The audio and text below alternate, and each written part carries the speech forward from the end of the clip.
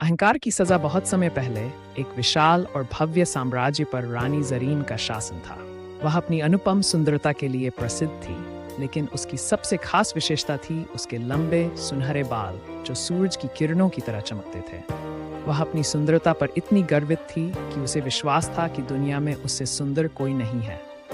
वह चाहती थी कि हर कोई उसकी सुंदरता की प्रशंसा करे। रानी जरीन का महल सफेद संगमरमर से बना था, जिसमें सोने और बहुमूल्य रत्नों की सजावट थी। हर सुबह वह अपने विशाल सुनहरे आईने के सामने बैठती, अपने लंबे सुनहरे बालों को कंघी करती और खुद को निहारती। उसके दरबारी उसकी सुंदरता की प्रशंसा करते। महारानी, आपसे अधिक सुंदर इस संसार में कोई नहीं। इन चापलूसी भरे शब्दों से रानी का अभिमान और बढ़ जाता, लेकिन यह अहंकार उसे कठोर बना चुका था। उसे अपनी प्रजा की परेशानियों से कोई सरोकार नहीं था।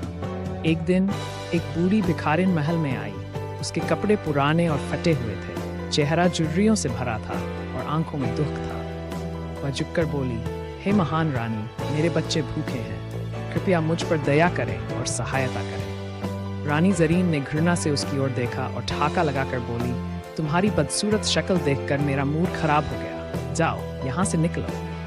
बूढ़ी औरत ने रानी को ध्यान से देखा और मुस्कुराई। हे घमंडी रानी, सौंदर्य ईश्वर का उपहार है, लेकिन अहंकार विनाश का कारण बनता है। याद रखना, तुम्हारा यही अभिमान तुम्हें बर्बाद कर देगा। ये कहकर वह वहां से चली गई। रानी ने उसकी बात को मजाक समझा, लेकिन उसी रात कुछ अजीब हुआ। जब अगली सुबह रानी ने अपना चेहरा आईने में देखा तो वह भय से चीख उठी। उसके सुनहरे बाल झड़ रहे थे। पहले कुछ बाल गिरे, फिर धीरे धीरे सारे बाल गिरने लगे। कुछ ही दिनों में उसका सिर पूरी तरह गंजा हो गया। जो दरबारी कल तक उसकी प्रशंसा करते थे, वे अब उसके पीछे फुसफुसाने लगे। कुछ ने उससे नजरें फेर ली। रानी, जिसने सोचा था कि सुंदरता ही सब कुछ है, अब अकेली और असहाय महसूस करने लगी। उसे अपनी गलती का एहसास हुआ और वह उस बूढ़ी औरत को खोजने निकली ताकि उससे माफी मांग सके, लेकिन वह कहीं नहीं मिली। निराश होकर रानी अपनी प्रजा के बीच गई, उनके दुख सुख सुने और जरूरतमंदों की सहायता करने लगी।